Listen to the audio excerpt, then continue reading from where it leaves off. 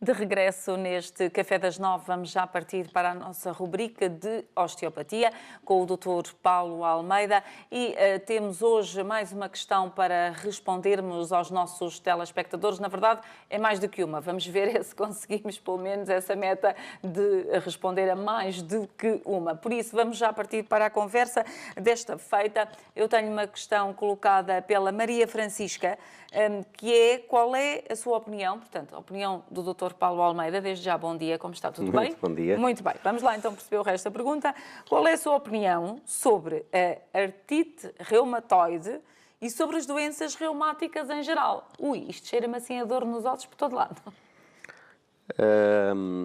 Pois, a reumatologia hoje em dia consegue ter uma taxa de sucesso muito mais elevada do que há 50 anos atrás. As doenças reumáticas, e quando o reumatismo começa a aparecer nas articulações, nos joelhos, nos ombros, na coluna, por aí fora, nas várias articulações, levanta algumas questões do ponto de vista enquanto osteopata e para a osteopatia em particular. Portanto, artrite, ite e inflamação. Portanto, uma articulação inflamada, artrite. Só que a articulação ela não recebe vasos sanguíneos, portanto, internamente dentro da articulação. A cápsula sim, é devidamente vascularizada, mas se a articulação internamente não recebe sangue, então quer dizer que não vai receber mediadores inflamatórios. Portanto, então, como é que é possível a articulação inflamar? Há vários estudos e várias discussões e publicações acerca deste assunto, em que leva a crer precisamente que há aqui um processo de dificuldade na drenagem da própria articulação e há vários mecanismos que podem estar associados. E a osteopatia vê então desta forma. Em primeiro lugar, temos a nível da drenagem do próprio organismo. Ou seja, a facilitação do sistema linfático de forma a que ele possa drenar e absorver do tecido intersticial extracelular os resíduos metabólicos e os dióxidos de carbono e, portanto, tudo aquilo que é lixo, digamos assim, e que não pode estar ali porque senão vai aumentar o nível de toxicidade daquelas estruturas. Portanto, é necessário facilitar o sistema linfático, trabalhar muito bem todas as regiões diafragmáticas, ou seja, todas as estruturas de tecidos transversos por onde se interrelacionam os vasos linfáticos, no sentido de não haver compressão e que faça a facilitação desse retorno, quer venoso, quer linfático. Depois temos a estrutura nervosa, ou seja, ao longo da coluna vão saindo os vários nervos que formam gânglios do sistema nervoso simpático, vão dando um controlo autónomo, ou seja, que nós não controlamos, porque as veias e os vasos linfáticos são precisamente constituídos por músculos lisos de uma contração involuntária, portanto nós não controlamos a contração desses vasos, portanto é feito precisamente a partir do próprio sistema nervoso e onde nos vários segmentos da coluna, portanto vai haver um controlo da contração das veias e vasos linfáticos ao nível dos membros superiores ou dos membros inferiores. Então temos que avaliar muito bem ao nível da coluna e algum compromisso que possa haver ao nível do controle simpático destas estruturas.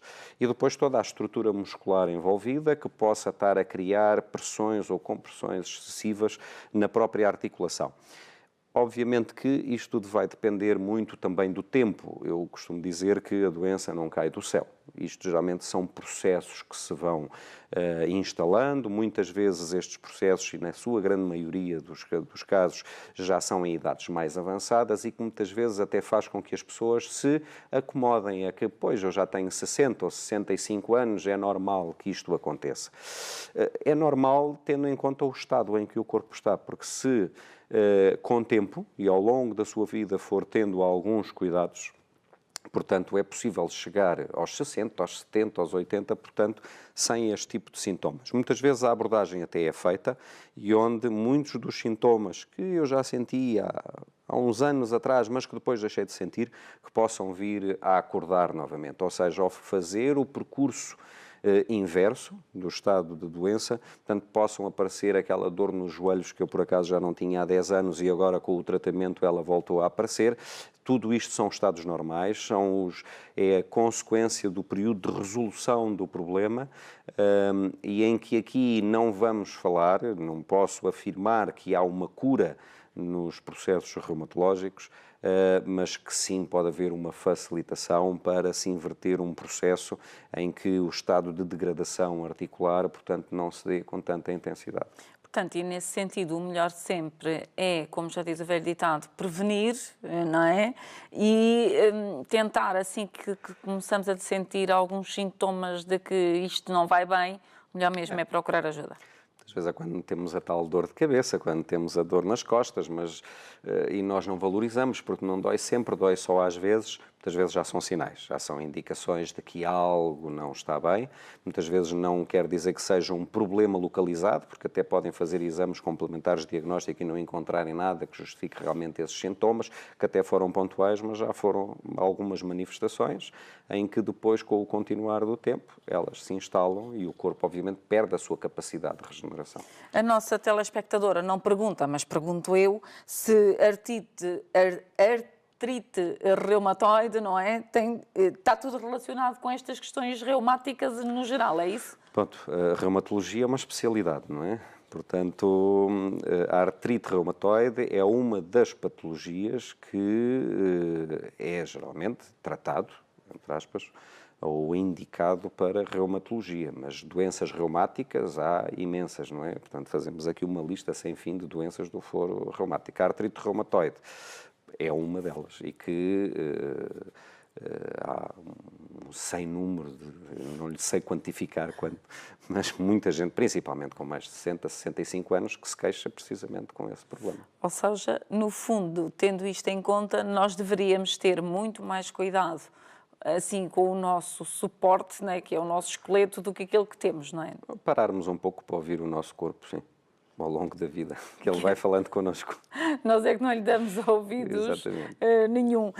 Nesse sentido, que conselho fica lá para casa, Paulo?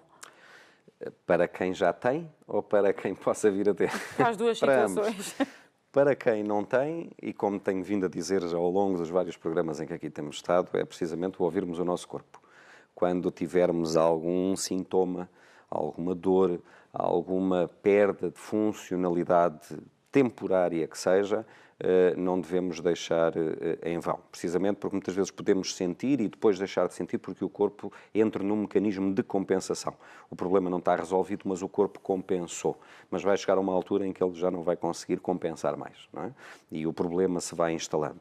Para quem já tem, obviamente que a medicação é sempre uma solução, quanto mais não seja para o alívio do estado agudo, mas procurar sim um especialista, no caso da osteopatia, por exemplo, é uma delas, para ajudar o seu corpo a inverter esse processo. Não é um processo em que se trate e aliviou de imediato, muitas vezes até com um tratamento os sintomas se mantêm exatamente os mesmos, portanto não sente uma melhoria imediata, às vezes até há uma sensação de que piorou, mas é um processo natural em que, ao fim de 2, 3 tratamentos, a pessoa pode começar efetivamente a sentir algumas diferenças. Não quer dizer que não vá tendo uma dor, mas vai-se começando a sentir um pouco mais independente do medicamento, já consegue tolerar mais tempo a dor, já não é tão intensa e até chegar a um ponto em que consegue viver sem a medicação e até sem dor.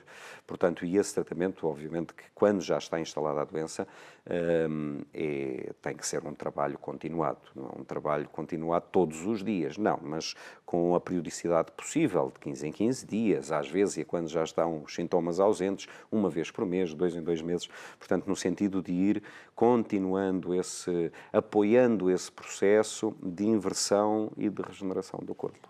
E pronto, e vamos ficar por aqui na nossa conversa, o tempo voa, mas fica lá o esclarecimento em casa, nomeadamente desta nossa telespectadora, Maria Francisca, de que, de facto, a opinião do doutor é mesmo, vamos ouvindo o nosso corpo, vamos percebendo o que é que ele nos está a dizer, para que depois possamos encontrar mais facilmente as soluções para todas essas questões. Bom, não saia do seu sofá, porque nós temos muitas mais novidades neste Café das 9, mas ainda dá tempo, se precisar, de ir ali num instantinho à cozinha e voltar.